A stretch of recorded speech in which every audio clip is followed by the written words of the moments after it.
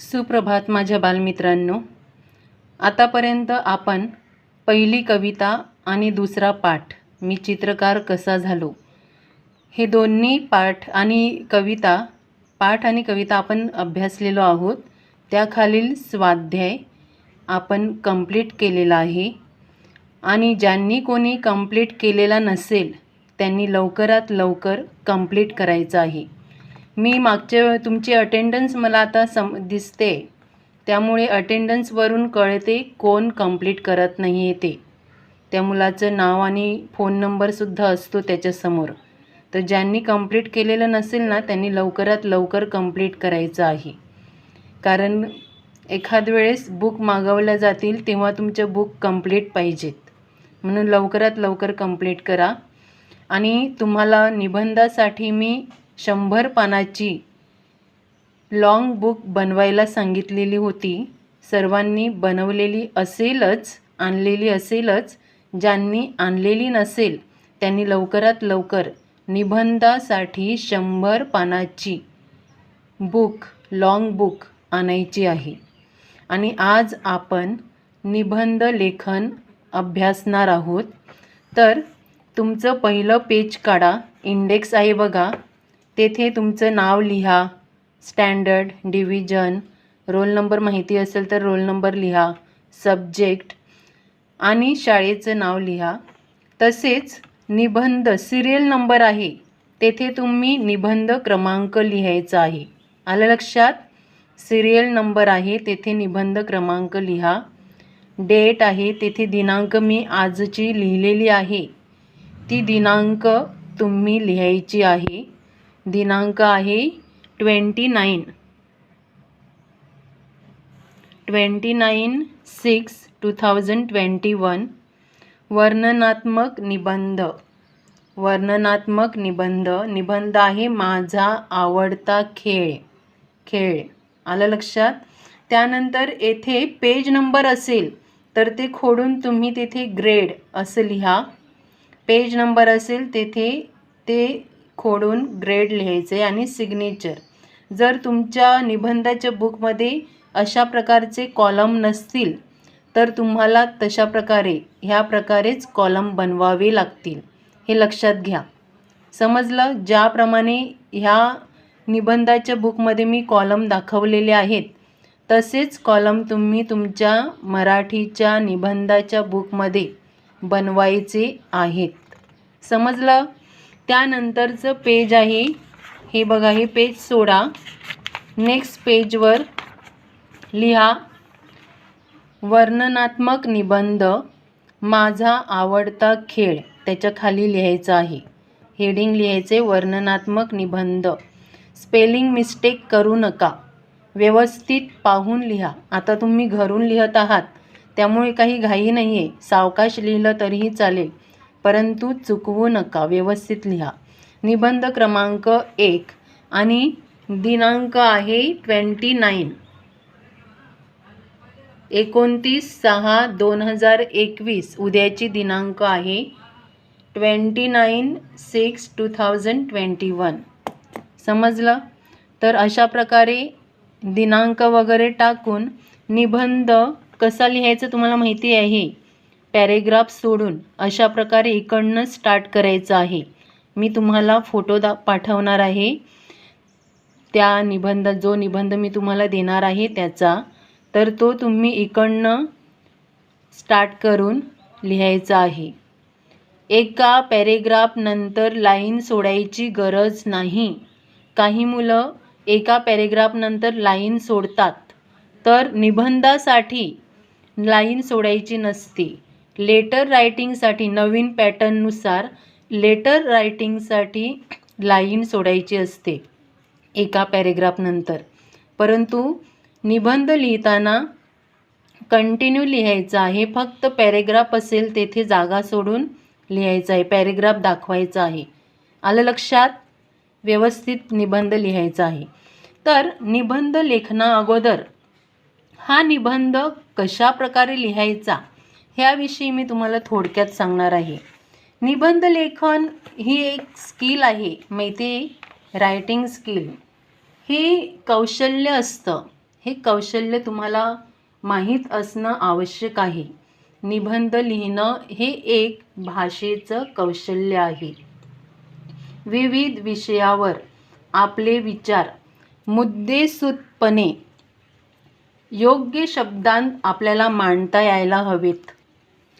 निबंध लेखनामध्ये आपले विचार मुद्देसूदपणे योग्य शब्दात आपल्याला मांडता आले पाहिजेत. परंतु ते आपोआप मांडता येणार नाही, तर त्यासाठी तुम्हाला लेखन सरावाची रायटिंग प्रॅक्टिस असणं आवश्यक आहे. लेखन सराव करणं महत्त्वाचं आहे, तसेच वाचन करणंही महत्त्वाचं आहे. आता तुम्ही घरीच आहात तर वेगवेगळी पुस्तकं तुम्ही वाचू शकता. आता तुम्ही सांगाल पुस्तकं आमच्याजवळ नाही आहेत, परंतु मोबाईलवर तुम्ही जर डाउनलोड केलेले एखादे PDF वगैरे बघितले पुस्तकांचे, तर तुम्हाला वाचायला मिळू शकतात. वेगवेगळी पुस्तकं तुम्ही आता वाचू शकता. तर वाचनाने आपले ज्ञान वाढते, आलं लक्षात. तसेच शब्दसंपदासुद्धा आपली वाढत असते. वाचनाने आपली शब्दसंपदा वाढत असते. म्हणून निबंध लेखनासाठी म्हणजे तुम्ही जर एखादा निबंध लिहिणार असाल तर त्या निबंधाविषयी तुम्हाला माहिती असणं आवश्यक आहे. आता निबंध हे कोणकोणत्या प्रकारचे असतात, तर वर्णनात्मक निबंध असतो, कल्पनात्मक, वैचारिक, असे वेगवेगळे निबंधाचे प्रकार आहेत. आज आपण वर्णनात्मक निबंध प्रकार अभ्यासणार आहोत.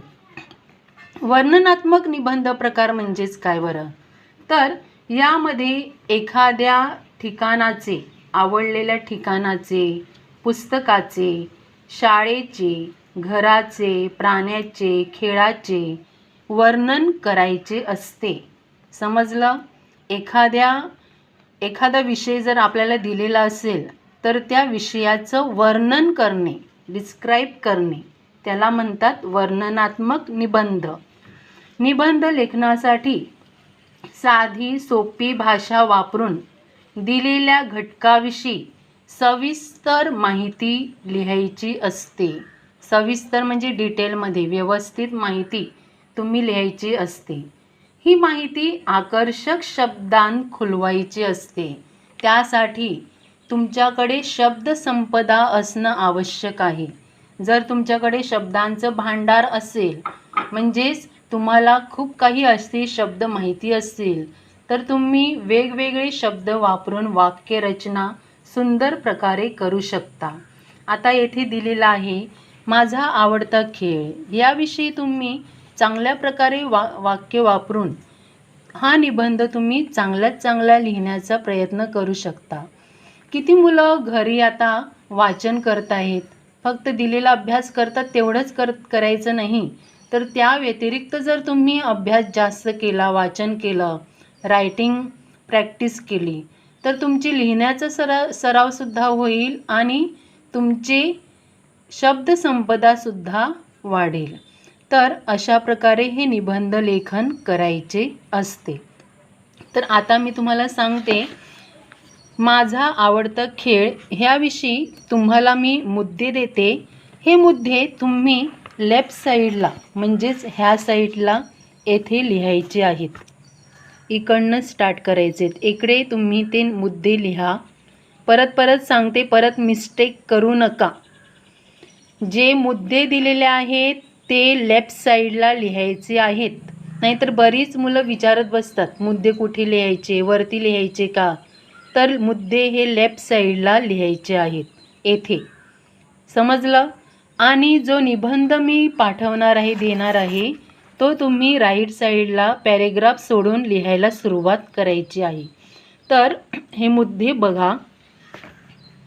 बघा हा मुद्दा. पुढील मुद्द्यांच्या आधारे निबंध लिहा. हा प्रश्नसुद्धा तुम्ही लेफ्ट साईडलाच लिहायचा आहे. पुढील मुद्द्यांच्या आधारे निबंध लिहा. हा प्रश्न लिहिला की हे मुद्दे लिहायचे आहेत. माझा आवडता खेळ. काय मुद्दे दिलेले आहेत, तो कसा खेळतात, हा खेळ कसा खेळला जातो, खेळात मिळणारा आनंद, तो खेळ का आवडतो, तुमचे प्रेरणास्थान, कोणावरून कशावरून तुम्ही हा खेळ खेळता? आता बऱ्याच मुलांना अनेक असे खेळाडू आवडत असतात. कोणाला सचिन तेंडुलकर आवडतो, तर कोणाला महेंद्रसिंग धोनी आवडतो, असे आता कोणाला विराट कोहली नवीन खेळाडू आहे तो आवडत असेल. असे वेगवेगळे खेळाडू ते कशा प्रकारे खेळतात, त्यांचं प्रेरणास्थान ठेवून तुम्ही खेळता का, हे तुम्हाला सांगायचं आहे. त्यानंतर त्या खेळातील तुमचे कौशल्य कसे वाढवाल. आता तुम्हाला जर तो एखादा खेळ आवडत असेल तर ते स्किल नुसतं आवडून चालणार नाही, तर त्यासाठी तुम्हाला तो खेळ वाढवण्यासाठी प्रॅक्टिस करणं आवश्यक आहे. ते कौशल्य कसे वाढवाल त्यासाठी तुम्हाला वेळ द्यावा लागेल. आलं लक्षात? तर ह्याविषयीचं वर्णन हे मुद्दे दिलेले आहेत. समजलं? ह्या मुद्द्यांच्या आधारे ह्या मुद्द्यांचा सपोर्ट घेऊन तुम्हाला निबंध लिहायचा आहे. आता निबंध आपण वाचूया. काय निबंध आहे तो? माझा आवडता खेळ. तुम्हाला सांगितल्याप्रमाणे हेडिंग लिहायचं आहे. वरती वर्णनात्मक निबंध, नंतर हे हेडिंग माझा आवडता खेळ, पॅरेग्राफ सोडून लिहायला सुरुवात करायची आहे. प्रत्येकाला कोणता ना कोणता खेळ आवडत असतो. मला सुद्धा खेळायला खूप आवडते, पण मला घरातल्या बैठ्या खेळापेक्षा मैदानी खेळ आवडतात. मैदानी खेळांतील माझा आवडता खेळ म्हणजे क्रिकेट. जेव्हा जेव्हा वेळ मिळतो तेव्हा मी क्रिकेट खेळतो. क्रिकेट हा सांघिक खेळ आहे. त्यासाठी 2 संघ असावे लागतात आणि प्रत्येक संघात 11 खेळाडू असतात. 12वा खेळाडू राखीव असतो. प्रत्येक संघाचा एक कर्णधार असतो आणि सर्वजण त्याच्या आज्ञा पाळतात. क्रिकेट हा जागतिक लोकप्रियता लाभलेला खेळ आहे. क्रिकेट या खेळासाठी मैदान केवढे असावे आणि तो कसा खेळायचा याबद्दलचे नियम ठरलेले आहेत. हे नियम अगदी कसोशीने पाळले जातात. क्रिकेट हा मोठा शिस्तीचा खेळ आहे. आता बघा, 3रा पॅरेग्राफ आहे.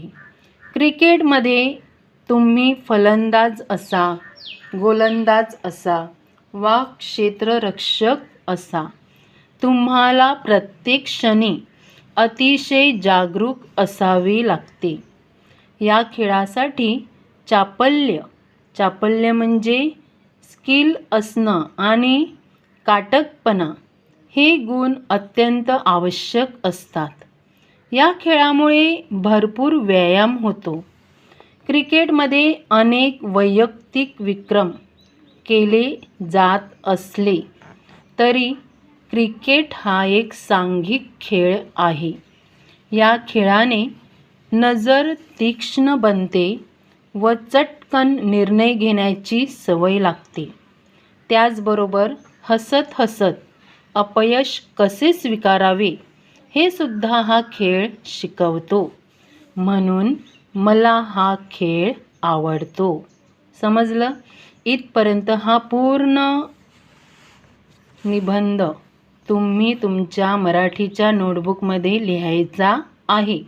जर कोणाचं एक पेज संपलं, एका पानावरती लिहून झालं आणि निबंध राहिला, तर राहिलेला निबंध हा कुठे लिहायचा तुम्हाला माहिती आहे का? तर राईट साईडला ह्याच पेजवरती इकडेच लिहायचा आहे. समजलं? राहिलेला निबंध हा इकडनं स्टार्ट करायचा आहे. रेड रेषेवरून नाही, तर त्याच्या खालच्या रेषेवरून स्टार्ट करायचं आहे, सुरुवात करायची आहे. समजलं? बरीच मुलं पाठपोट लिहित असतात, लेफ्ट साईडला लिहित असतात, तर लेफ्ट साईडला निबंध लेखन करत नाहीत. राहिलेला निबंध हा परत राईट पेजवरतीच लिहायचा आहे. एका पेजवर जर राहिला नाही तर नेक्स्ट पेज हे इकडनं स्टार्ट करायचं आहे. समजलं का? त्याप्रमाणे जेवढे काही इन्स्ट्रक्शन दिलेले आहेत त्याप्रमाणे निबंध व्यवस्थित निबंधाच्या बुकमध्ये लिहायचं आहे. सुंदर अक्षर काढायचं आहे. तुमच्या निबंधाच्या बुक इन्स्पेक्शनसाठी घेतल्या जातात, म्हणून सुंदर अक्षरात लिहा. चुका करू नका. चुका केल्यास 3 वेळा तुम्हाला राईट साईडला लिहाव्या लागतात, म्हणून व्यवस्थित पाहून अक्षर सुंदर वळणदार काढून निबंध पूर्ण करायचा आहे. समजलं? थँक्यू.